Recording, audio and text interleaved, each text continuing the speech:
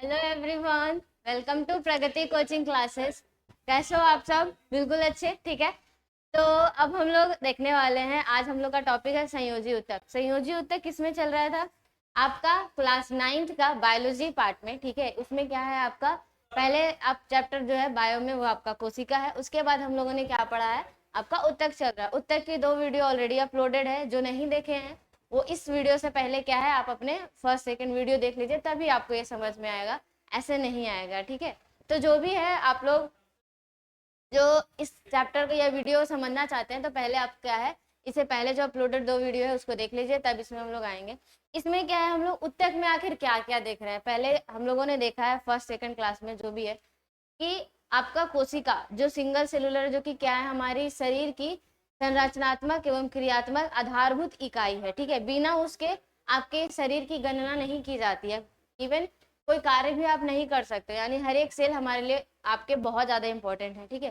फिर क्या है कि उसी सेल से एक एक सेल के जो क्या है ना, बहुत सारे जब सेल यानी कोशिकाएं जब आपस में मिलती है, समूह बनाती है, तब वो क्या हो जाते हैं, आपके उत्तक का निर्माण करते हैं, जो इस उत्तक चैप्टर में पढ़ रहे हैं, ठीक है। यानी कि टिश्यू।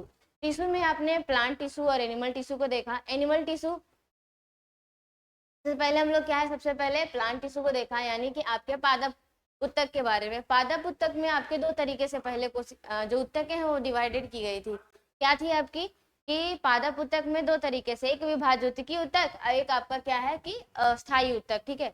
विभाज्योतिकी मतलब जो हमेशा विभाजन करते रहे, ठीक है। और स्थायी उत्तक मतलब जो विभाजन करके अस्थायी रूप में आ जाए, इस तरीके से उत्तक को डिवीजन किया गया है, ठीक है। तो आपका विभाज्योतिकी उत्तक उसमें 2-3 तरीके से था। एक शीर्ष पे होता है, जो जड़ एवं तने के जो भी शीर्ष पे रहते हैं, शीर्षस्थ। फिर आपका पार्श्वस्थ, और लास्ट में क्या था, अंतरकृष्ठ। ये तरीके से आपके विभाज्योतिकी उत्तक हो गए। फिर आपके अस्थायी उत्तक में भी सरल अस्थायी उत्तक है, आपके जटिल अस्थायी उत्तक है, इस तरीके से आपके डिवाइड की गई है। फिर आपका सहायक उत्तक है, इस प्रकार से आपके बारे में उसमें जानना है, ठीक है। उसी में हम लोगों ने जाइलम फ्लोएम आपके जटिल अस्थायी उत्तक में पढ़े हैं, ठीक है। जो आपके जल मतलब क्या होता है, जाइलम आपका, यानी जाइलम जो है वो जल का वहन करता है, जल एवं आपकी जो खनिज लवण है उसकी। और जो आपका वो फ्लोएम है, वो फ्लोएम मतलब फूड, फूड यानी आपके खाना जो बना उसको वहन करता है। जाइलम एंड फ्लोएम में आपके अंतर भी पूछे जाते हैं, तो मैंने वो भी आपके लिखवा दिए हैं, तो आप लोग अच्छे से देख लीजिएगा। उसके बाद क्या था, हमने जंतु तक में आया था, ठीक है। जंतु तक में हम लोगों ने देख रखा है एपिथेलियल। आपके जंतु तक बेसिकली मेजर 4 टिश्यू में डिवाइडेड है, ठीक है। एपिथेलियल टिश्यू यानी एपिथेलियम उत्तक, ठीक है। आपका दूसरा क्या होता है, संयोजी उत्तक। इवन तीसरा क्या होता है आपका, पेशीय उत्तक, यानी जो मसल्स के जो उत्तक होते हैं। और चौथा आपका क्या हो गया, जो आपकी तंत्रिका कोशिका यानी तंत्रिका उत्तक जो होती है, जो तंत्रिका कोशिकाएं से बनी होती है, यानी तंत्रिका उत्तक। इस प्रकार से आपके जंतुओं में 4 मेजर प्रकार से आपकी जो उत्तक है उसको डिवाइड की गई है। तो सबसे पहले हम लोगों ने जो एपिथेलियल उत्तक पढ़ा था उसके बारे में सारा पढ़ लिया था। एपिथेलियल उत्तक वो होते हैं जो आपके शरीर के जो खाली रिक्त स्थान होते हैं, वहां पे जो आवरण बना रहे हैं वो आपके किसके होते हैं, एपिथेलियल उत्तक के। इवन जो बाह्य आवरण है ना, वो भी किसका है, हमारा एपिथेलियल उत्तक का ही होता है, ठीक है। उसके भी आपके बहुत सारे टाइप्स पढ़े थे। फिर हम लोगों ने आया, अब आज किसका क्लास है हम लोगों का, संयोजी उत्तक। तो इतना सारे को समझ में आ गया। हम हमेशा जो क्लास स्टार्ट होता है ना, उससे पहले हम ये सोचते हैं कि आप लोग का सारा रिवीजन, एक तरीके से शॉर्ट रिवीजन होता चला जाए, कि आप क्या पढ़ने वाले हो ये आपको मालूम हो जाए, ठीक है। और पहले से क्या पढ़ाया हुआ है, एक शॉर्ट में रिवीजन आसानी से हो जाए। तो आप लोग अच्छे से इस तरीके से ही पढ़ो, ठीक है। अब हम लोग आज का क्लास स्टार्ट करते हैं। आज के क्लास में क्या है, ये जो दूसरा टाइप का उत्तक था यानी संयोजी उत्तक, उसके बारे में पढ़ते हैं। ये नाम से ही आपको मालूम चल रहा होगा, संयोजी, ठीक है। संयोजी का मतलब क्या होता है, कनेक्टिव। यानी कि ये उत्तक क्या करेगा ना, किसी चीज को संयोजन करने वाला होगा, यानी क्या, जोड़ने वाला होगा, ठीक है। 2 चीजों को क्या होगा, जोड़ने वाला। तो जो क्या क्या है, इस उत्तक की कोशिकाएं शरीर के विभिन्न अंगों को आपस में क्या करती है, जोड़ने या आधार देने का कार्य करती है। देखो जोड़ने का वर्ड आ गया ना। ये उत्तक जो है वो क्या होगा आपका, जो इसकी कोशिकाएं होती है वो या तो जोड़ने में या तो आधार प्रदान करने में कार्य करती है। यानी संयोजी वर्ड से ही, संयोजी मतलब जुड़ना। तो ये हमेशा आपको याद हो जाएगा कि कुछ ना कुछ ये जो इसकी जो उत्तक है, जो कोशिकाएं हैं, वो क्या करेगी, आपको जोड़ने का कार्य करेगी। अब किसके किसके है, ठीक है, जो कि क्या होता है, मैट्रिक्स में ढीले रूप में पाई जाती है। इसकी जब मैट्रिक्स होती है ना, मैट्रिक्स कहने का क्या है मतलब, कि अगर इसकी जो सेल है, ठीक है, इसके बीच में बहुत स्पेस रहेगा, ठीक है। वही एपिथेलियल सेल में ऐसा नहीं था, ठीक है। ये बीच में क्या है, आपके बहुत सारे स्पेस हैं।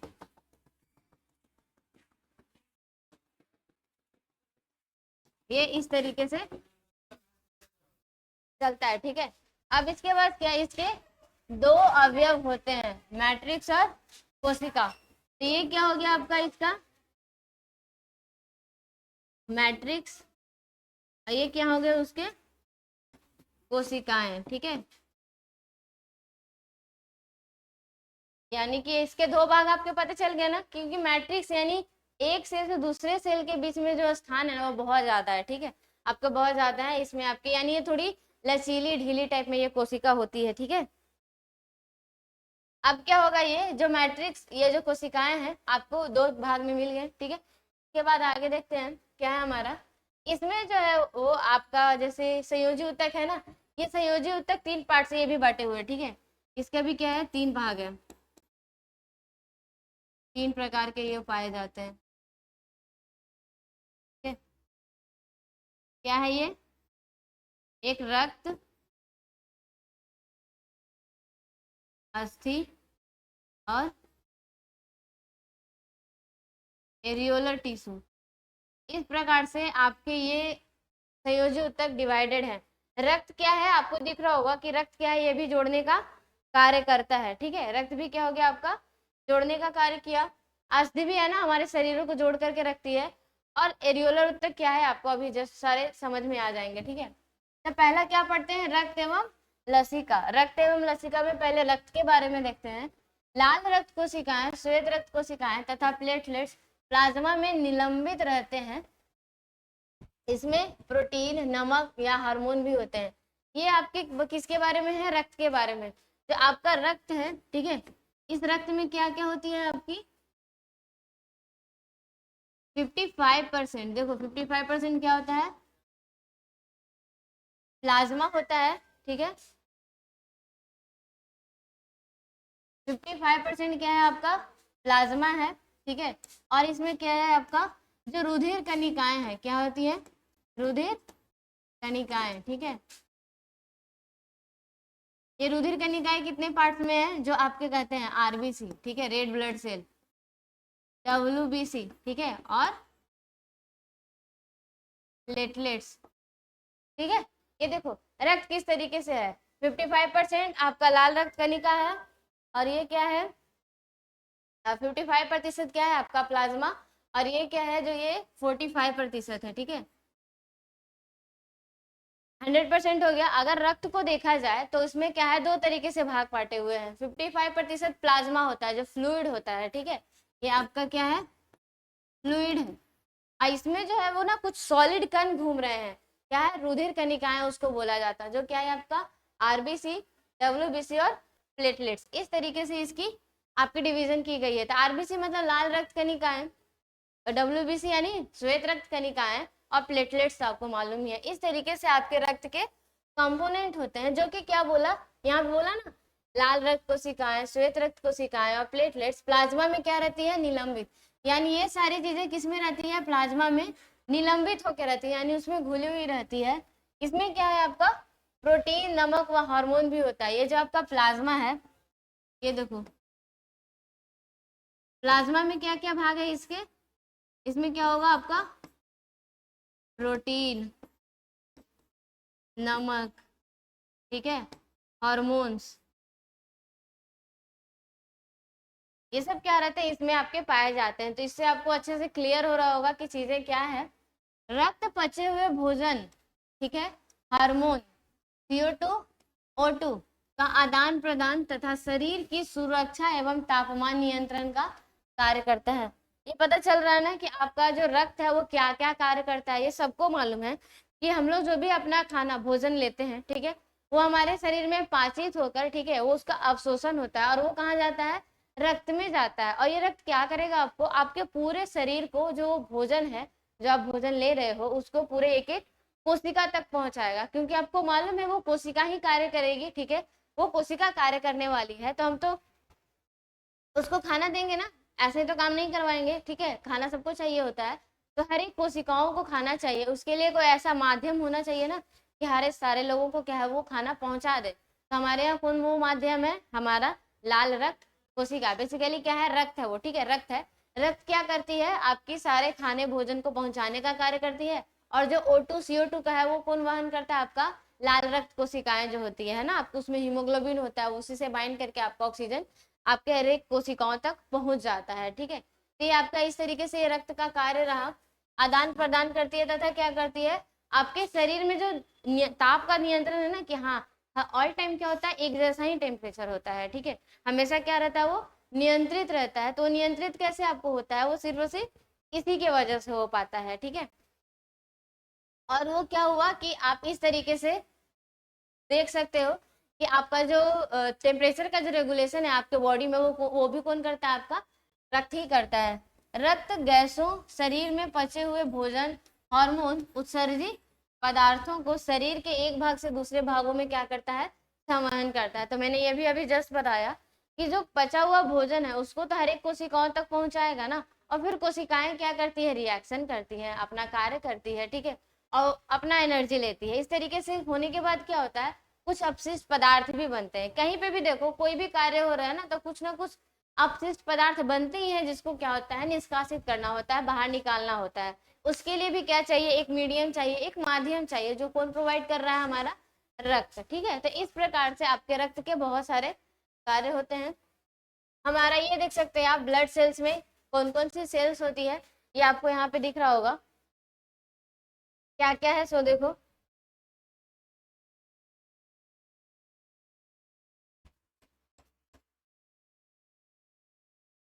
देखो इस प्रकार से कैसे बटा हुआ है, ये रक्त है, ठीक है, रक्त में रुधिर कणिकाएं, देखो रेड ब्लड सेल्स, ठीक है, प्लेटलेट्स ये हो गया, और फिर क्या है, व्हाइट ब्लड सेल्स, ठीक है, यानी कि श्वेत रक्त कणिकाएं, लाल रक्त कणिकाएं। यहाँ बस इमेज आपको देखना है, ये बस ऐसा नहीं कि इंग्लिश में क्या लिखा हुआ है, आपके सिर्फ कॉमन ही है, ठीक है। ये थ्रोम्बोसाइट्स किसको बोला जाता है, उसी को प्लेटलेट्स को बोला जाता है, ठीक है। ये इरिथ्रोसाइट्स है, आपका लाल रक्त कणिकाएं। और ये व्हाइट ब्लड सेल्स के टाइप्स है, बेसोफिल्स, न्यूट्रोफिल्स और इओसिनोफिल्स, मोनोसाइट और लिम्फोसाइट। इस तरीके से आपके रुधिर कणिकाओं के बारे में ये यहाँ पे बताया हुआ है। अब हमारा नेक्स्ट क्या है टॉपिक, अस्थि। हम लोगों ने देखा ना, आपके जो संयोजी ऊतक है वो आपके बहुत तरीके से बटे हुए हैं, यानी कि पहला क्या था, हमारा रक्त था एवं लसिका थी, ठीक है। ये दोनों क्या कर रही है, एक जगह से दूसरे जगह, यानी दो चीजों को जोड़ रही है ना। ये रक्त देखो घूम घूम कर पूरे शरीर को जोड़ने का कार्य कर रही है। तो हमारा क्या हो गया, तरल संयोजी ऊतक इसको बोला जाता है। रक्त का एक दूसरा नाम क्या हो जाता है, तरल संयोजी ऊतक, ठीक है। अगर आप ये लिखना चाहो तो लिख सकते हो। ये रक्त किस में आता है, आपका तरल संयोजी ऊतक, ठीक है। इसके बाद क्या है आपका, ब्लड सेल्स देख ही लिए, ठीक है। अब हम लोग का क्या है, अस्थि। अस्थि भी आपको पता है कि पूरे शरीर को जोड़ा हुआ है, कैसे एक एक अस्थि का भाग दूसरे अस्थि से ऐसे आपके जुड़े हुए हैं, ठीक है। इसके अंतःकोशिकीय स्थान में कैल्शियम व फास्फोरस के लवण भरे होते हैं, जो अस्थि को कठोरता प्रदान करते हैं। ये क्या बोले हैं सो समझिए, अंतःकोशिकीय स्थान मालूम है ना, इसका कोशिकीय जो संयोजी ऊतक जितने भी हैं वो क्या होते हैं आपके,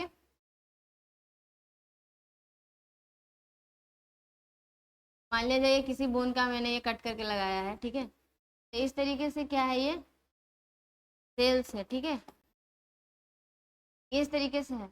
इसका जो अंतःकोशिकीय स्थान है ना, इसमें क्या क्या भरा हुआ है आपका, ये क्या भरा हुआ है यहाँ पे, क्या है ये यहाँ पे, देखो क्या है, कैल्शियम और फास्फोरस के लवण भरे होते हैं, यानी कैल्शियम पेक्टेट बोला जाता है, पोटेशियम आपका, फास्फोरस इस तरीके से होते हैं, ठीक है। कैल्शियम या फास्फोरस के क्या होते हैं, लवण होते हैं, ठीक है।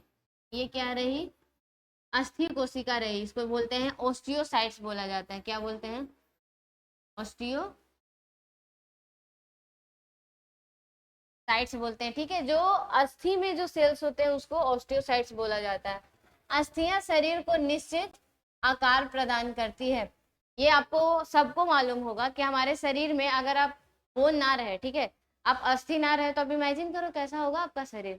आपको लग रहा है कि आप इमेजिन कर भी पाओगे? मतलब आप मांस के कुछ गोले टुकड़े ऐसे आप इमेजिन नहीं कर पाओगे, ठीक है, कि बिना हम अंदर के आपके क्या है, बिना आपके बोन के कुछ आप इमेजिन नहीं कर सकते, आप अपनी आकार संरचना नहीं बना सकते हो, ठीक है। इसी प्रकार से क्या है कि हमारे संरचना को सही रखने के लिए, यानी एक निश्चित आकार देने के लिए बोन का होना बहुत ज्यादा आवश्यक है, यानी अस्थियां। तो ये आपके इसके कार्य हो गए। इसका मैट्रिक्स कैसा होता है? ठोस होता है, यानी जो है ना ये बहुत ज्यादा आपका इस तरीके से सॉलिड होता है। क्यों? क्योंकि यहाँ पे कैल्शियम पेक्टेट है, इतना ज्यादा आपका जगह नहीं होता, बहुत ज्यादा यहाँ पे जो भी चीजें भरी हुई है ना फ्लूइड, वो आपके जो लवण है वो बहुत ज्यादा हार्ड होती है। इस तरीके से आपके ये पूरे भरे होते हैं, ठीक है। ये देखो ये क्या है, मैट्रिक्स इसका बहुत ज्यादा हार्ड है। अब यहाँ पे एक इमेज है बोन का, वो देख सकते हो आप, ठीक है, कि देखो किस तरीके से आपको यहाँ पे ये इस तरीके से जाल नजर आ रहे हैं बोन में, ठीक है। ये क्या है, ये तो अलग अलग है, बाकी आप इसमें आप ये नजर आके आपको दिख रहा होगा कि किस तरीके से ये चीजें आपकी बोन सेल्स में अंदर होती है। इसके बाद क्या है हमारा उपास्थि या कार्टिलेज। देखो अस्थि जो है हार्ड, आपके एक तरल संयोजी ऊतक होता है, एक ठोस संयोजी ऊतक होता है। ठोस वाले में क्या है आपका ये अस्थि और उपास्थि आता है। अस्थि बहुत ज्यादा हार्ड है आपका, यानी बोन बहुत ज्यादा हार्ड होते हैं, लेकिन कार्टिलेज है ना जो आपके उपास्थि है वो थोड़े क्या होते हैं, सॉफ्ट होते हैं। हार्ड होते हैं लेकिन क्या होते हैं, थोड़े सॉफ्ट होते हैं। जैसे कि क्या है, इसमें अंतःकोशिकीय स्थान पर क्या प्रेजेंट होता है, प्रोटीन व शर्करा। वही उपास्थि वाले में क्या था, याद है? उपास्थि में, सॉरी, अस्थि में क्या था आपकी अंतःकोशिकीय स्थान में, कैल्शियम और फास्फोरस के क्या थे, लवण पाए जा रहे थे, ठीक है। कैल्शियम और फास्फोरस के लवण पाए जाते हैं। इनमें क्या पाया जाता है अंतःकोशिकीय स्थान में, बोलो? यहाँ पे है प्रोटीन व शर्करा के अंतःकोशिकीय स्थान होते हैं इनके पास, जिससे यह क्या होता है, लचीला व मुलायम होता है। इसी रीजन से क्या होता है, ये लचीला होता है। लेकिन उसके अंतःकोशिकीय स्थान में क्या है, कैल्शियम और फास्फोरस ना बहुत हार्ड मटेरियल होती है। कहीं पे भी देख लो कैल्शियम बोलते हैं ना कि वो जम जाता है, बेसिकली आपके जो बहुत सारे पत्थर होते हैं तो वो कैल्शियम से ही होते हैं। इसी रीजन से बोला जाता है कि अगर बोन बनाना है, बोन आपको सॉलिड रखना है, तो क्या है कि कैल्शियम का जो भी ये चीजें कैल्शियम वाले आपकी खानी चाहिए, ताकि वो आपकी बोन में दृढ़ता प्रदान करे, ठीक है। तो उसी तरीके से आपको जो उपास्थि है उसमें प्रोटीन व शर्करा की क्या होती है, अंतःकोशिकीय स्थान होती है। अस्थियों के जोड़ों को चिकना बनाता है, ये मुलायम होता है, और जोड़ों को क्या बनाता है, चिकना। किसके? अस्थियों के जोड़ों को। अस्थियों को जोड़ने मतलब क्या है, जैसे ये अस्थि है इस तरीके से होता है ना, इस तरीके से ही होता है ना, पर ये क्या थोड़ा हार्ड लगता है, इसके ऊपर एक और कवरिंग हो जाती है,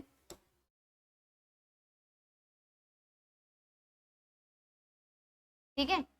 ये इस तरीके से जो दिख रहा है ना, ये जो मैंने ऐड किया, यही यहाँ पे क्या हो गया आपका, ठीक है। ये क्या है, पहले अस्थि, ठीक है, ये क्या हो गया,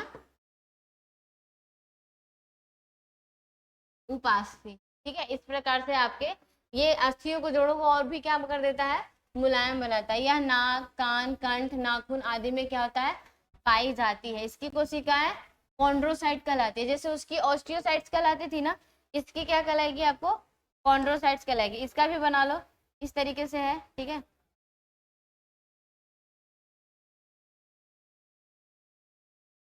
ठीक है, इस तरीके से इसमें भी पाया जाता है। इसके अंतःकोशिकीय स्थानों में क्या है, क्या है, प्रोटीन व लवण, ठीक है।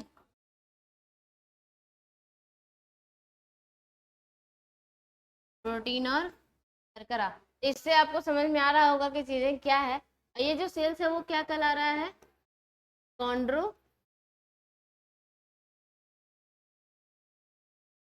क्या कहला रहे हैं, कॉन्ड्रोसाइट्स। आपके बोन की सेल्स क्या कहला रही थी, ऑस्टियोसाइट्स। इसकी क्या कहलाती है, कॉन्ड्रोसाइट्स कहलाती है। और इस तरीके से आपका ये कट करके देखोगे तो ये नजर आएगा आपकी सेल्स, यानी इसको अगर आप कट करके देखें तो आपको ऐसा नजर आएगा।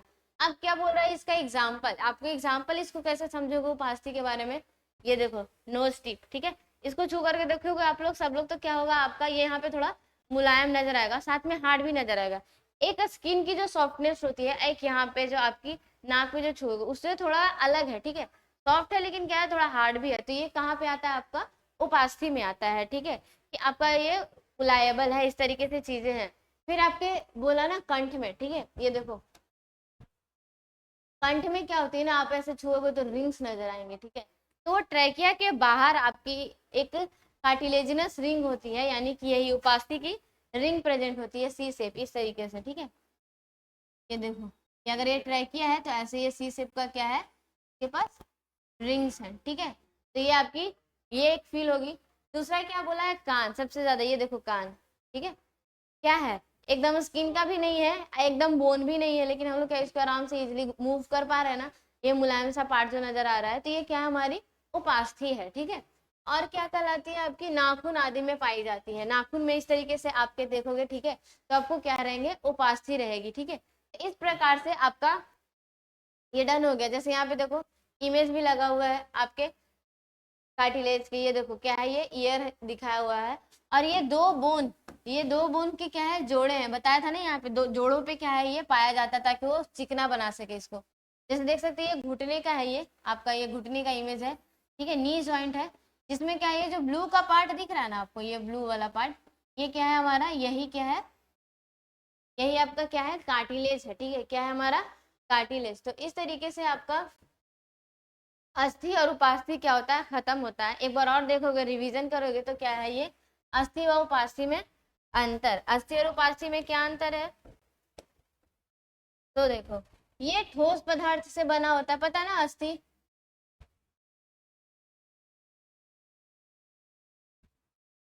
अस्थि और उपास्थि, ठीक है, इस प्रकार से अब नजर आ रहा होगा आप लोगों को। तो अस्थि और उपास्थि का क्या है कि आपका इसमें डिफरेंस पूछ देता है कभी कभी, तो आप लोग को मालूम है ना, इतना तो दोनों पढ़ लिया, तो अब तो इजीली लिख भी सकते हो आप लोग। बताओ क्या होगा, अस्थि क्या होता है, ठोस होता है, उपास्थि क्या होता है, अर्ध ठोस होता है, यानी थोड़ा क्या होता है, लचीला होता है, ठीक है। अंतःकोश के स्थान में क्या होता है, इसके कैल्शियम और फास्फोरस के क्या होते हैं, लवण भरे होते हैं, लेकिन यहाँ पे क्या होते हैं अंतःकोशियों में, प्रोटीन व शर्करा होती है, ठीक है। इसके बीच में क्या होती है, अस्थि मज्जा पाई जाती है, लेकिन इसमें ऐसा अस्थि मज्जा नहीं पाया जाता है, ठीक है। बोन के अंदर क्या होता है, बोन मैरो, देखो यहाँ पे बोन मैरो दिख रहा होगा आपको, ये दिख रहा है यहाँ पे, ये जो बीच में दिख रहा है ये क्या है, यही आपका क्या है, बोन मैरो है, ठीक है, ये क्या है, बोन मैरो, जिसको क्या बोलते हैं, अस्थि मज्जा, ठीक है, ये क्या है, अस्थि मज्जा, ठीक है। इस प्रकार से आपका ये कंप्लीट होता है अस्थि और उपास्थि में डिफरेंस, यहाँ तक। अब इससे आगे बढ़ते हैं, अब क्या है हमारा एरियोलर टिश्यू, जो मैंने बताया था कि संयोजी ऊतक में अब क्या है, आपका एरियोलर, एरियोलर क्या है, इसका मीनिंग समझते हैं, ठीक है, कि क्या होता है। यह ऊतक त्वचा और मांसपेशियों के क्या होते हैं, बीच में रक्त नलिका के चारों ओर तथा नसों और अस्थि मज्जा में पाई जाती है। देखो ये कहाँ कहाँ है, संयोजी ऊतक इसको क्यों बोलेंगे, संयोजी का काम क्या था, एक मतलब बेसिकली जोड़ने का कार्य था, ठीक है, तो जोड़ने का कार्य ये कैसे करेगा आपको, सो देखो कहाँ कहाँ है, त्वचा और मांसपेशियों के बीच में, ये सबसे ऊपर वाला हम लोग का लेयर क्या है, स्किन, जो कि क्या है, त्वचा है, इसके नीचे क्या है आपके मसल्स पाए जाते हैं। ये देखो ये बाहर का क्या हुआ, स्किन, इधर ये क्या पाया गया, ये मसल्स पाया जा रहा है, ठीक है, ये इस तरीके से क्या है, मसल्स। तो जो बीच में है ना, तो ये बीच में है, ठीक है, इस तरीके से, ये यहाँ पे क्या है आपकी, ये हो जाएगी आपकी क्या, एरियोलर ऊतक, ये क्या है, एरियोलर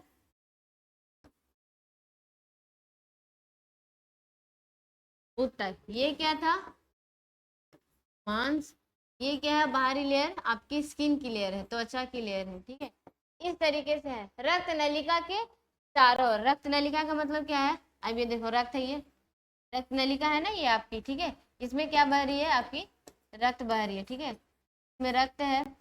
बाहर का जो मसल्स है ना रक्त नलिका के चारों ओर, ये जो है इस तरीके से, ये क्या पाया जाता है आपका,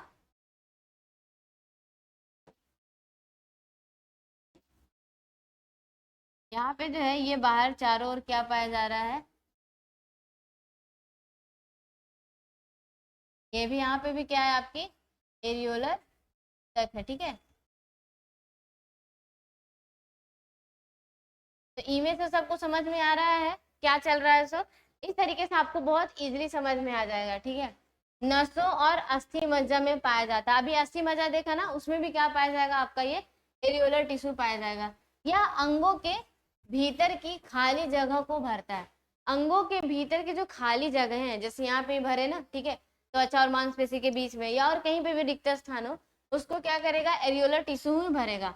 आंतरिक अंगों को क्या करता है, ये सहारा प्रदान करता है और उत्तकों की मरम्मत में सहायता करता है। क्या इसके काम रह गए, सो देखिए, सहायता प्रदान करना, सहारा प्रदान करना, ये स्किन और मसल्स के बीच में है। अगर एक एग्जांपल देखें तो, ठीक है। तो आपका जो अंग है, यहाँ पे जो सपोर्टिव सिस्टम होना चाहिए, ठीक है, या आपका जो एरियोलर ऊतक है वो किसके सहारे है, ठीक है, वो आपके सॉरी, जो आपके एपिथेलियल ऊतक है जो सबसे ऊपर त्वचा में है, ठीक है, और आपके नीचे क्या है, मसल्स है। तो बीच में जो आपका खाली स्थान है वहां पे कौन आ गया, आपका एरियोलर ऊतक आ गया, और वो उस एपिथेलियल ऊतक को क्या है, सहायता प्रदान कर रहा है, सहारा प्रदान कर रहा है।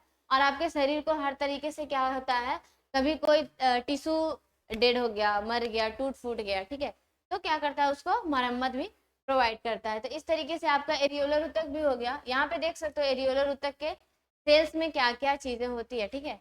तो मैक्रोफेजेस यानी जो आपका इंगल्फ करने वाला होगा, फाइब्रोब्लास्ट, कोलाजन फाइबर और मास्ट सेल्स, ये कभी कभी पूछते थे, इसलिए मैंने ये दिखाया है कि एरियोलर टिश्यू में क्या क्या आपकी पाई जाती है। अगला क्या है, एडिपोज ऊतक। ये क्या है, एडिपोज।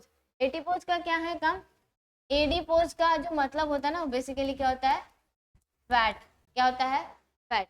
यानी जो आपका एरियोलर ऊतक जहाँ पे सारे चीजों को कनेक्ट करने का काम कर रहा था, सहारा प्रदान कर रहा था, ठीक है, बेसिकली मजबूती दे रहा था, टूटे फूटे चीजों को मरम्मत कर रहा था, वही यहाँ पे जो ये संयोजी ऊतक है, सॉरी, आपका जो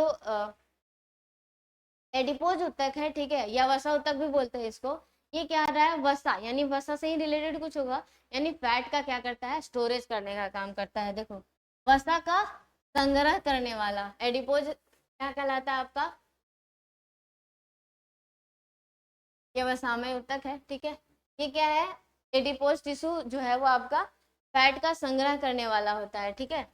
वसा में ऊतक त्वचा के नीचे आंतरिक अंगों के बीच में पाया जाता है। वसा में ऊतक जो है वो त्वचा के नीचे पाया जाता है, ये भी आपके त्वचा के नीचे पाया जाता है। अगर स्किन है, ठीक है, तो यहाँ पे आपका एरियोलर टिश्यू के साथ साथ क्या रहेगा, ये आपके फैट वाले भी रहेंगे, ठीक है, इस तरीके से आपके फैट वाले भी रहेंगे। तो त्वचा के नीचे पाया जाता है। वसा संग्रहित होने के कारण यह उष्मीय कुचालक का कार्य भी करता है।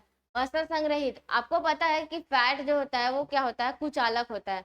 कुचालक मतलब कि कोई भी वहां पे हीट या आपकी इलेक्ट्रिक करंट ज्यादा क्या होती है, आपकी ट्रांसफर नहीं हो सकती है। तो जहाँ पे फैट ज्यादा होता है ना, वो हीट को क्या करता है, रेसिस्ट करता है। इसलिए जो ठंडे प्रदेश में जो भी आप देखिएगा जो जंतु रहते हैं, ठीक है, उनमें क्या होता है, फैट का डिपोजिशन ज्यादा होता है। जैसे देखना, पोलर बियर्स ऐसे करके नाम आते हैं, या फिर आपके जो एकदम ठंडे ठंडे जो आपके अंटार्कटिका ये सब में रहते हैं ना, देखना बहुत ज्यादा थोड़े वहाँ के जो जंतु होते हैं ना, वो थोड़े उनका शरीर जो होता है बहुत भारी मोटे ऐसे करके रहते हैं, छोटे साइज में होते हैं। इसलिए होते हैं ताकि वहाँ पे उनका जो ना हीट लॉस कम हो, क्योंकि बाहर का माहौल कैसा है आपका, बहुत ज्यादा ठंडा है, तो उसके शरीर से हीट बाहर आ सकता है। उसको कंटेन करने के लिए आपके क्या करते हैं कि ये फैट का लेयर पाया जाता है, जो कि एडिपोज टिश्यू में ही क्या होता है, स्टोर होगा। इस ऊतक की कोशिकाएं वसा की गोलिकाओं से भरी होती है। वसा की गोलिकाओं से भरे होते कि क्या मतलब है, ये देखो यहाँ पे इमेजिन आपको बहुत अच्छे से होगा। ये देखो, ये बाहर का लेयर है, ये एडिपोज टिश्यू का, ठीक है, ये एडिपोज टिश्यू का।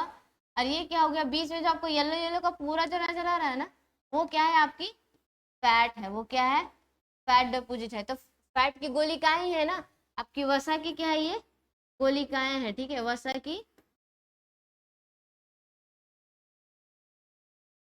ये वसा की गोलिकाएं हैं जो पूरा स्टोरेज हो रही है। और ये जो रेड रेड नजर आ रहा है वो क्या है, इसका न्यूक्लियस। ये क्या है, न्यूक्लियस, ठीक है। इस तरीके से आपका ये है। यहाँ पे देखो, इसको एक लेयर है आपके स्किन के, जहाँ पे क्या है इसका, ये देखो, ये क्या है, स्किन है, पहला क्या है, स्किन का लेयर है। ये जो दूसरा दिख रहा है ये क्या है आपका, एरियोलर टिश्यू। ये क्या है, एरियोलर टिश्यू। और उसमें ये क्या है आपका एडिपोज टिश्यू। तो इस तरीके से आपके स्किन के ये नीचे पाया जाता है, और इसके नीचे क्या पाया जाएगा, मसल्स रहेगा, मांसपेशी रहेगा, ठीक है। तो इस तरीके से इन लोग ये होता है इसकी संरचना। अब क्या है आपका घना तंतु में संयोजी ऊतक। घना तंतु में संयोजी ऊतक से क्या मतलब है, डेंस फाइब्रस कनेक्टिव टिश्यू, ठीक है। वो क्या था आपका लूज फाइब्रस कनेक्टिव टिश्यू में आते हैं ये जो आपके एरियोलर एडिपोज जो है ना, यहाँ पे देखो घना जो बोला ना लूज फाइब्रस, ठीक है,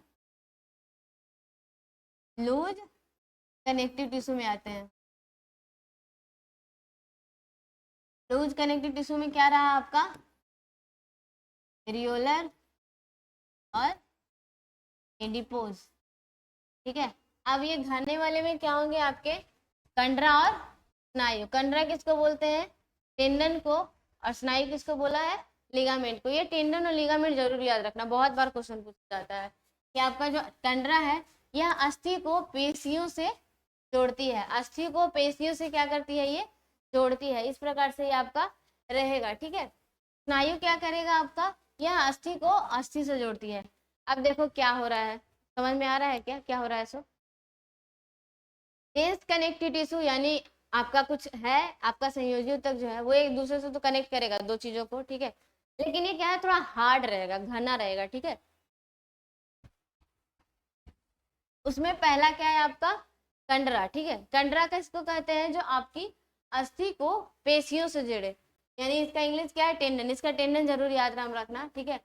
अस्थि को किससे जोड़ती है, पेशियों से जोड़ती है, ठीक है। यानी ये देखो ये कोई अस्थि है, ठीक है, इस तरीके से ये अस्थि है। यहाँ पे क्या हुआ इसका, इसके ऊपर मसल्स होती है ना,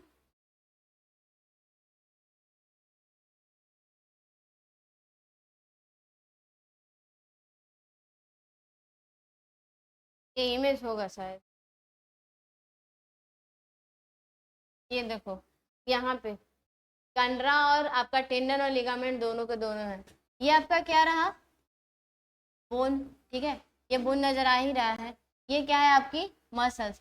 तो अस्थि आपकी ये क्या है, आपकी बोन जो है पेशी है, ठीक है, और यहाँ पे क्या है आपका ये अस्थि है, ठीक है, ये क्या रही, अस्थि रही। तो देखो अस्थि है, ये वाला भी अस्थि है, अस्थि को पेशी से जोड़ने वाला क्या कहलाया, टेंडन। क्या कहलाया, टेंडन। यहाँ पे देख सकते हो एक तरीके से हल्का ब्लू कलर का इमेज है ना, ये देखो इस तरीके से, ये क्या है हमारा टेंडन, टेंडन यानी कि कंडरा, ठीक है। ये क्या है आपका, इधर देखो, अब देखो यहाँ पे भी क्या है, ये बोन, ठीक है, अस्थि, और यहाँ पे भी क्या है ये अस्थि। दोनों अस्थियों को आपस में जोड़ने वाली क्या है, ये जो ब्लू सी संरचना आपको नजर आ रही है, या यहाँ पे ब्लू सी संरचना नजर आ रही है, उसको हम दूसरे कलर में कर देते हैं, ठीक है, ये ग्रीन कलर में हल्का। ये देखो इस तरीके से यहाँ पे प्रेजेंट है, और क्या है यहाँ पे इस तरीके से प्रेजेंट है। ये दोनों जगह पे क्या है, अस्थि को जोड़ने का कार्य कर रहा है, अस्थि को अस्थि से जोड़ने का कार्य कर रहा है, तो वो क्या कहलाएगा, लिगामेंट। या यहाँ पे देख लो ये बोन है, ये बोन है, यहाँ पे भी जुड़ रही है, बहुत सारी यहाँ पे लिगामेंट्स कहला रही है, ठीक है। ये क्या होगी, लिगामेंट्स यानी कि स्नायु, ठीक है।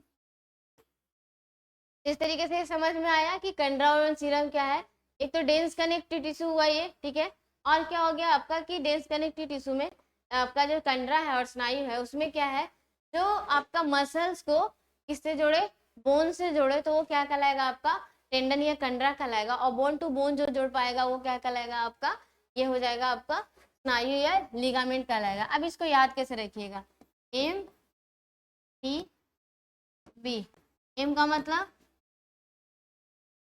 मसल्स, टी का मतलब टेंडन, बी का मतलब बोन। इससे आपको क्या पता चलता है, एमटीबी से क्या मीनिंग पता चलेगा, मसल्स टेंडन बोन, यानी मसल्स और बोन को जोड़ने वाला बीच में कौन आ जाता है, टेंडन आ जाता है। तो एमटीबी याद हो जाएगा तो लिगामेंट खुद ब खुद याद जाएगा ना, कि दूसरा क्या था, एक याद करोगे तो दूसरा खुद ब खुद वो याद हो जाएगा, यानी बोन टू बोन जो ऐड करता है वही क्या कहलाएगा आपका टेंडन कहलाएगा, ठीक है, यानी कि लिगामेंट। अब ये लिगामेंट और स्नायु में अंतर भी है, जो अभी पढ़े ना वही है। क्या है? स्नायु क्या होता है? स्नायु अस्थि को अस्थि से जोड़ता है, सबसे पहला अंतर। और कंडरा क्या होता है? अस्थि को पेशियों से जोड़ता है। और ये तो यार पता है। फिर क्या है?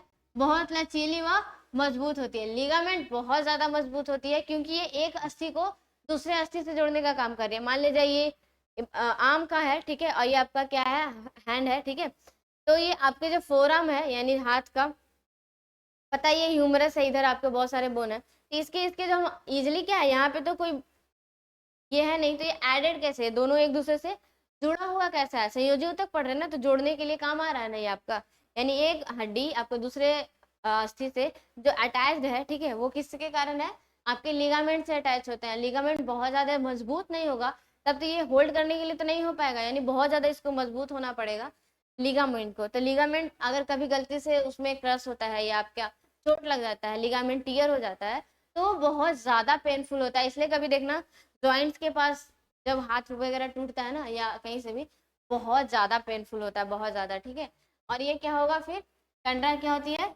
कम लचीली होती है। ये कंडरा उतना लचीली नहीं होती है, क्योंकि ये एक जगह पे थोड़े, क्योंकि ये बोन को मसल से, जैसे कंडरा अगर फील करना हो ना, तो ये देखो यहाँ पे ये रिस्ट के पास ना, यहाँ पे फील करना है। यहाँ पे जो आपको जो भी हल्का हल्का जो लगता हुआ कि थोड़े थोड़े हार्ड सबस्टांस, ठीक है, वो क्या होते हैं आपके यहीं पे, वो क्या है? आपकी कंडरा है, ठीक है।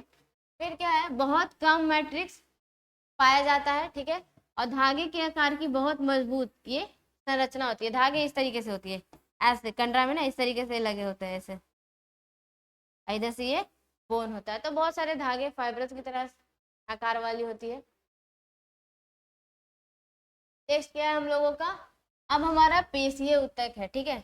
क्या है नेक्स्ट ऊतक जो है तीसरा नंबर पे? पेशीय ऊतक। जो 4 टाइप्स के ऊतक पढ़ रहे हैं ना, उसमें तीसरा हमारा क्या है? पेशीय ऊतक, यानी मस्कुलर टिश्यू। ये क्या है? शरीर की मांसपेशियों, पेशियां या पेशीय ऊतक की बनी होती है। ये कह रहा है कि शरीर में जो आपको मांसपेशी नजर आ रहा है ना, यहाँ हाथ में मांसपेशी है, मसल्स जिसको बोल रहे हो, वो किसी न किसी सेल से ही बनी होगी ना, क्योंकि शरीर में तो हर चीज की आधारभूत इकाई आपकी क्या है? सेल है। तो यानी मांसपेशियों में पाए जाने वाला सेल क्या कहलाएगा? पेशीय सेल्स, ठीक है, यानी कि पेशीय ऊतक। धागे की तरह की संरचना के कारण ये पेशीय तंतु कहलाते हैं। हमारा नॉर्मली सारा सेल कैसा होता है? ऐसा गोल गोल बनाते हैं, ठीक है। लेकिन आपका मसल सेल कैसे होंगे? ऐसे, कुछ ऐसे होंगे, कुछ ऐसे होंगे। तो ये फाइबर की तरह दिख रहा है ना, धागे की तरह दिख रहा है, इसलिए हम लोग इसको क्या बोलते हैं? पेशीय तंतु बोलते हैं, मसल्स फाइबर्स बोलते हैं, या तो क्या बोलते हैं? पेशीय तंतु कहलाते हैं। मांसपेशियों का संकुचन व फैलाव इन्हीं के द्वारा किया जाता है। ये जो लोग हाथ मोड़ रहे हैं, तो मेरा ये क्या हुआ? यहाँ पे मसल्स का संकुचन हुआ, ठीक है, फिर ये फैलाव हो गया, संकुचन फैलाव। तो ये संकुचन फैलाव कैसे डिसाइड हो रहा है? आपकी जो पेशीय ऊतक में जो सेल्स है, कोशिकाएं हैं, उसी में एक्चुअली में संकुचन और क्या होता है? फैलाव होता है। मांसपेशियों में विशेष प्रकार के प्रोटीन, एक्टिन एवं मायोसिन पाया जाता है। क्या बोला? हमारे यहाँ जो मांसपेशी है, ये मांसपेशी फाइबर जो है, इसमें ना इस तरीके से आपको ये देखने को मिलेगा, ऐसे, ठीक है, ऐसे। तो यहाँ पे जो चीजें हैं वो किसकी है? एक्टिन और मायोसिन की, ठीक है। ये प्रोटीन पाए जाते हैं, ये क्या है? प्रोटीन है। इस तरीके से हो गया, ठीक है, जिन्हें संकुचन प्रोटीन कहता है। यानी ये एक्टिन और मायोसिन ही एक्चुअली में, एक तो पहले की मसल्स में मसल से संकुचन कर रहे हैं, उसमें आखिर कौन कर रहा है ऐसे? ये कौन कार्य कर रहा है जो कि हमारा मसल जो है संकुचित हो रहा है? ये कौन है आपका? एक्टिन और मायोसिन। अगर इसको देखोगे आगे, देखो देखो इस प्रकार से, ये मान लीजिए ये मैंने मसल्स का सेल्स निकाला है, फाइबर निकाला है, उसमें ये इस तरीके से रहता है, ठीक है।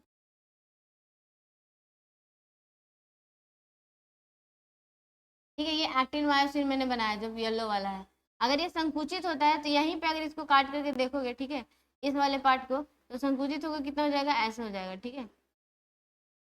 और संकुचित होना हो तो ऐसे। तो यही वो क्या है? संकुचित हो रहा है ना, ये देखो इस वाले सेक्शन को खाली देखना, तो ऐसे ऐसे ऐसे आके संकुचित हो गया ना। तो ये संकुचन होने का प्रक्रिया है जो कि आपके एक्टिन और मायोसिन के द्वारा की जाती है। यह ऊतक कितने प्रकार की होती है? 3 प्रकार की होती है, ठीक है। रेखित पेशी, अरेखित पेशी और हृदय पेशी। 3 टाइप की पेशी रही, अरेखित, रेखित और हृदय पेशी। अब क्या है, यहाँ पे देखो पहला से स्टार्ट करते हैं, रेखित पेशी से, अरेखित पेशी और हृदय पेशी से। याद रखिएगा ये सब पूछा जाता है, डिफरेंस करके भी पूछा जाता है।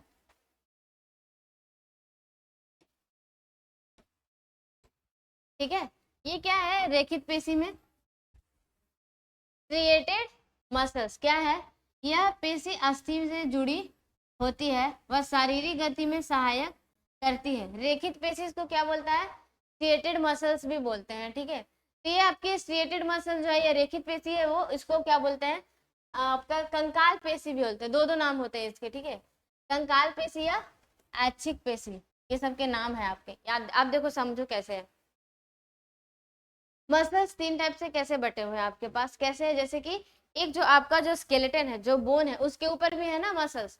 तो जितनी भी मसल्स, जो भी आपकी जो मांसपेशी है, जो आपके किस पे हो, अस्थि के ऊपर प्रेजेंट हो, जैसे मेरे हाथ पे, पैर पे, पूरे शरीर पे जहां जहां बोन है, उसके ऊपर जितने भी जो जो मसल्स हैं, वो क्या कहलाएगी? आपकी रेखित पेशी या कंकाल पेशी या फिर ऐच्छिक पेशी, ठीक है। कंकाल क्यों? क्योंकि कंकाल मतलब क्या होता है? पूरा का पूरा जो स्केलेटन है, ढांचा है, ठीक है, जो हड्डी है, उसी के ऊपर ये रहेगी आपकी ये मसल्स रहेगी, ठीक है।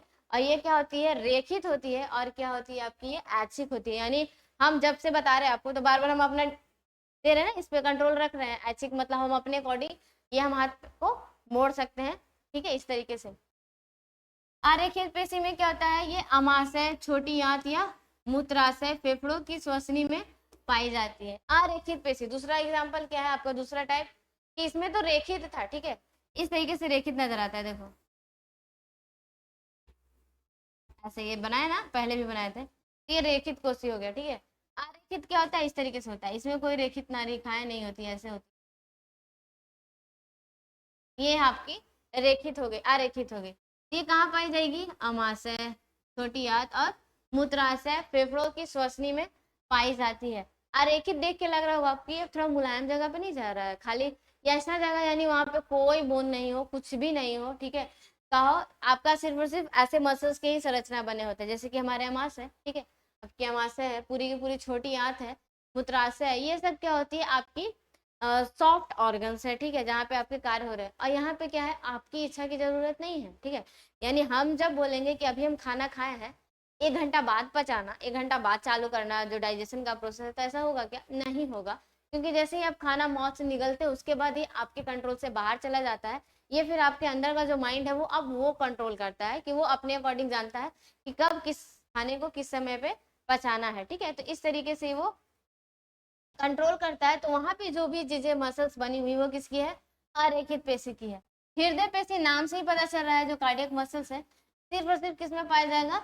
हृदय में पाई जाती है, ठीक है। इस तरीके से सारे के लोकेशन देख चुके हैं हम। यहाँ पे अगर लिखोगे तो ये किस में आएंगे? लोकेशन में, स्थान में, ठीक है।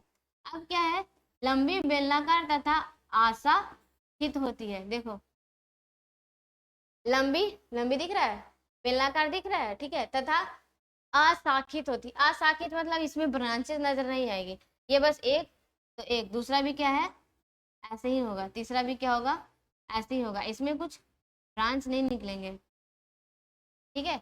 इसमें क्या है? लंबी तथा सकवाकार होती है। देखो हम कैसा बना है, देखो ये सकवाकार इसी को बोलते हैं कि इस तरीके से प्रेजेंट है, ऐसे कैपर इंड की तरह, ठीक है। सिरो, सकवाकार सिरो वाली, यानी स्पिंडल शेप वाली, इसको स्पिंडल शेप बोला जाता है कि किनारे पे ऐसा नोकीला हो जाए, ठीक है। बिना सकवा का ये बेलनाकार व शाखित होता है। इसमें देखो, इसमें क्या होगा? ये इस तरीके से होगा, बेलनाकार नजर आ रहा है, लेकिन क्या होगा? ये शाखा के साथ है।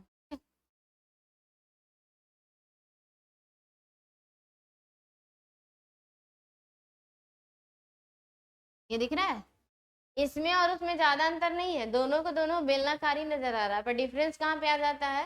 पेशीय ऊतक और हृदय पेशी में आपका, यानी कि कंकाल ऊतक में क्या होता है आपका कि यहाँ पे क्या है? सिर्फ और सिर्फ बेलनाकार है, इस तरीके से है। लेकिन यहाँ पे क्या है? बेलनाकार के साथ साथ ये ब्रांच्ड भी है, शाखाकृत भी है। ये हृदय पेशी का एक पिकुलैरिटी है। प्लस में क्या होता है? आपका कंकाल पेशी जो आपके ऑर्डर पे चलेगा, हृदय चलेगा कि आपके ऑर्डर पे कि हाँ तुम बोलो तो हम धड़कते हैं, ऐसा कुछ नहीं होता है।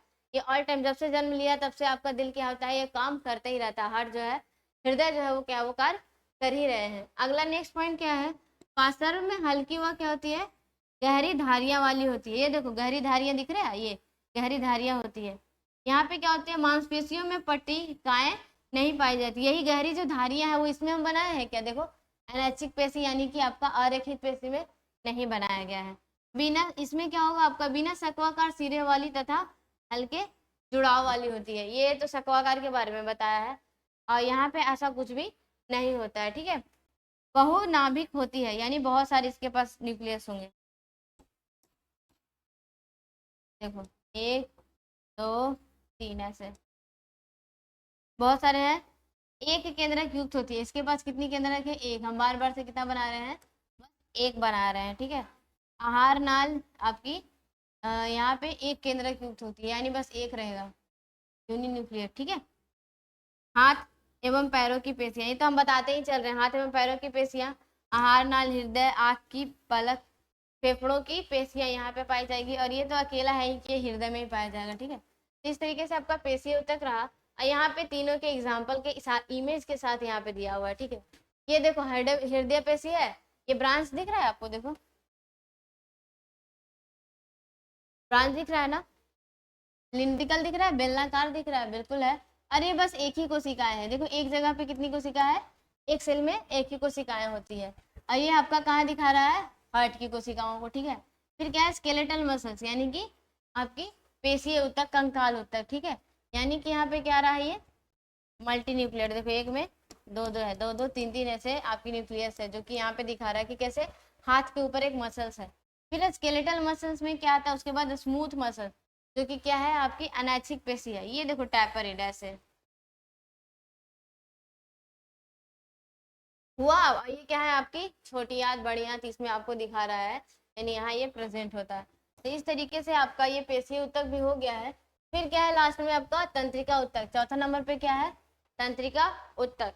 यहाँ तक जो पढ़ाया हुआ सबको समझ में आ गया, हम बहुत धीरे धीरे लेके चल रहे हैं, बहुत अच्छे से, ताकि सबको समझ में आ जाए, ठीक है। अब इसके आगे देखते हैं तंत्रिका ऊतक। तंत्रिका ऊतक क्या है, नर्वस टिश्यू, मस्तिष्क, मेरुरज्जु एवं तंत्रिकाएं मिलकर क्या बनाती है, तंत्रिका तंत्र बनाती है। तंत्रिका तंत्र मतलब आपके शरीर में जितनी भी चीजें कार्य करती है, एक तंत्र के रूप में कार्य करती है।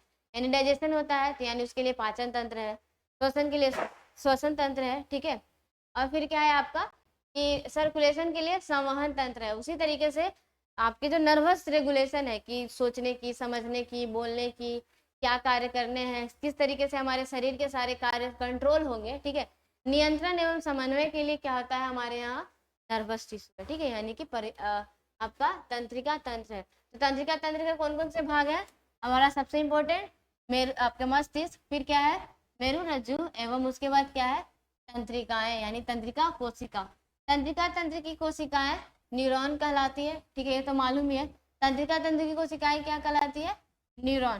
तंत्रिका कोशिका में केंद्रक व कोशिका द्रव्य होता है, ठीक है। देखो ये कैसे आपको दिखाते हैं अभी। तंत्रिका तंत्र की संरचनात्मक तथा कार्यात्मक इकाई किसको बोलते हैं, न्यूरॉन को। याद रखना है इसको, ठीक है, कि तंत्रिका तंत्र की संरचनात्मक एवं क्रियात्मक इकाई कौन है हमारा, ये न्यूरॉन होगा, तो सेल्स ही ना, तो ये सेल्स है, न्यूरॉन क्या है हमारा, सेल्स है, ठीक है। तो इस तरीके से आपका ये कार्य करेगा। ये हो गया। अब क्या है इसके बाद, तंत्रिका कोशिका के 3 भाग होते हैं। 3 भाग कौन कौन से हैं, प्रवर्ध या डेंड्राइट्स, ठीक है, साइटोन, ये कैसे समझ में आएगा, ठीक है, एवं एक्सॉन, ठीक है। देखो 3 भाग क्या क्या है, तंत्रिका कोशिका के 3 भाग होते हैं, प्रवर्ध या डेंड्राइट्स, साइटोन या एक्सॉन। इसका एक इमेज है, देखो ये बहुत अच्छा इमेज बना हुआ है, आप लोग इसको बना लेना, याद कर लेना अच्छे से लिख लिख के, ठीक है। ये हमारी पूरी की पूरी तंत्रिका कोशिका है। सबसे लंबी कोशिका हमारे शरीर में कौन होती है, ये तंत्रिका कोशिका ही होती है। शरीर की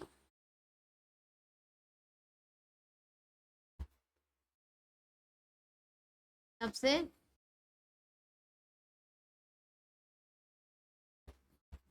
लंबी कोशिका कौन है, ये तंत्रिका कोशिका, ठीक है।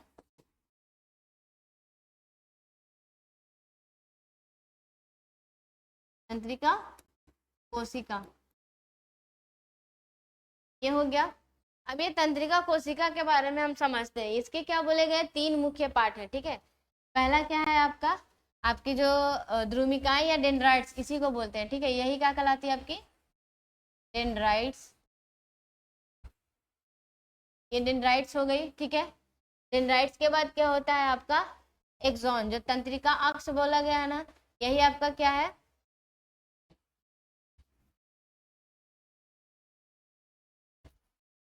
एक्सॉन, ठीक है। ये हमारा दूसरा पोर्शन हुआ। और ये क्या है बाकी, ठीक है। और क्या है आपकी एक्सॉन है और दूसरी क्या है साइटोन है, ठीक है। यानी कि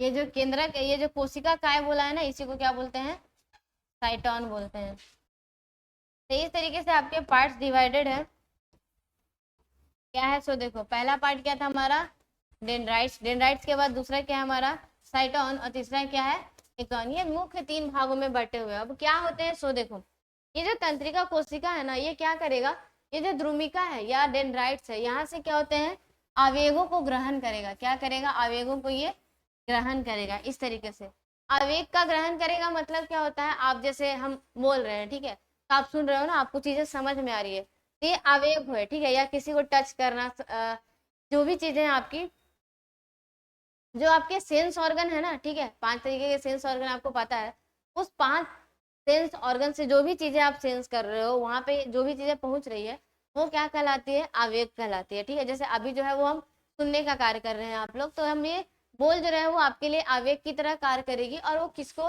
सबसे पहले रिसीव करेगी, कौन करेगी, आपकी तंत्रिका कोशिका की क्या है ये द्रुमिका या डेंड्राइट्स, ठीक है। वहां से आने के बाद ये कहाँ जाएगा, ये बीच में दिख रहा है सेंटर पे, कोशिका काय बोलते हैं इसको, क्या बोलते हैं कोशिका काय, यानी कि साइटोन।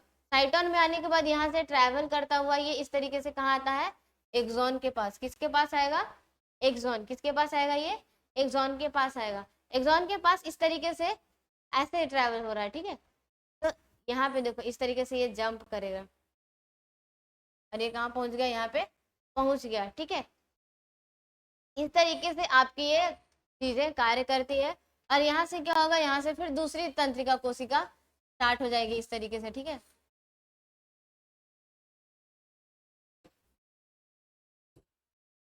देखो यहाँ से क्या हो जाएगा, दूसरी तंत्रिका कोशिका इस तरीके से है ना, तंत्रिका कोशिका, ये फिर दूसरी तंत्रिका कोशिका, यहाँ पे एक्सॉन बल्ब इस तरीके से ये हो जाएगा, ठीक है। तो यहाँ से ये फिर इसके साथ ऐसे जुड़ेगी और मिलके यहाँ पे भी फिर ये यहाँ से भी क्या होगा आवेगों का ग्रहण करेगी। तो इस प्रकार से ये आपको तंत्रिका कोशिका समझ में आ गया होगा, ठीक है। उसके बाद क्या है कि किसी एक तंत्रिका कोशिका का न्यूरॉन का अंतिम सिरा किसी दूसरी तंत्रिका कोशिका के न्यूरॉन के प्रवर्ध या डेंड्राइट्स के समीप होता है और एक सिनेप्स नाम का क्षेत्र बनाता है, जहाँ क्या होता है विद्युत आवेग एक न्यूरॉन से दूसरे न्यूरॉन में प्रवाह होते हैं। जो मैंने बोला ना विद्युत आवेग, ठीक है, जो अभी किसके पास आया है, अभी एक न्यूरॉन के पास है, वहां से दूसरे न्यूरॉन के पास जाएगा ना, क्योंकि यहाँ पे हमको मान लिया जला है, यहाँ पे हमको आवेग मिला, तो इसको तो पूरे आपके कहाँ तक भेजने, मस्तिष्क तक भेजने ना, ताकि वो कुछ ऑर्डर दे, ठीक है। इसके लिए यहाँ पे क्या होगी, यहाँ से यहाँ तक जाने के लिए बहुत सारी लंबी आपकी तंत्रिकाएं कोशिकाओं की जाल होगी, तब ना पहुंच पाएगी, नहीं तो ऐसा थोड़ी कि यहाँ से यहाँ पहुंच जाएगा डायरेक्ट, तो ऐसा नहीं है। तो इसके लिए क्या होता है सिनेप्स बनता है। सिनेप्स क्या होता है, सो देख लो यहाँ पे एक तंत्रिका कोशिका है, ये देखो ये एक तंत्रिका कोशिका है, यहाँ से आवेग ये ट्रेवल हुआ, ठीक है। ट्रेवल होने के बाद यहाँ से ये इसके पास है दूसरी तंत्रिका कोशिका है, उसकी ये डेंड्राइट्स है वहां पे, ये दोनों एक संरचना मिलकर बनाती है जिसका नाम क्या होता है सिनेप्स कहलाता है। तो यहाँ से एक ट्रैवल होके फिर यहाँ से आपका इस वाले में आ जाएगा, फिर वैसे ही आपकी ये ट्रैवल करेगी। इस तरीके से विद्युत आवेग एक कोशिका से दूसरे तंत्रिका कोशिका तक जाती है, ये ठीक है, ये डायरेक्शन बताया गया है इस प्रकार से। इस तरीके से आपके जो तंत्रिका कोशिका है, ठीक है, यानी पूरे के पूरे टाइप्स ऑफ जंतु कोशिकाएं जो होती है, जंतु ऊतक जो है वो आपके यहाँ पे कंप्लीट होती है, ठीक है। ठीक है, तो जितना भी पढ़ाया गया मैंने बहुत धीरे धीरे पढ़ाया है, आपको चीजें समझाते हुए पढ़ाया गया है कि उसको समझो, एनालाइज करो, ठीक है। सारे एक एक कोशिकाओं एक एक उत्तक के बारे में डिटेल से भी बताया गया है, इमेज के साथ बताया गया आपको, ताकि अच्छे से समझ में आए। ठीक है, तो इससे रिलेटेड क्या है, आप लोगों को क्वेश्चन बना लेने हैं। ठीक है, और भी जो भी है वो हम लोग क्वेश्चन भी लेके आते हैं, सीरीज है तो क्वेश्चन भी करा दिया जाएगा आपको। ठीक है, तो तब तक के लिए क्या है, आप चैनल के साथ हमेशा बने रहो। जो भी चीजें आप बहुत ही स्टेप वाइज ढंग से आपको पढ़ाया जा रहा है। ठीक है, तो बाकी नेक्स्ट क्लास में मिलते हैं नेक्स्ट नए चैप्टर के साथ या इसके क्वेश्चन के साथ। ठीक है, तब तक के लिए थैंक यू।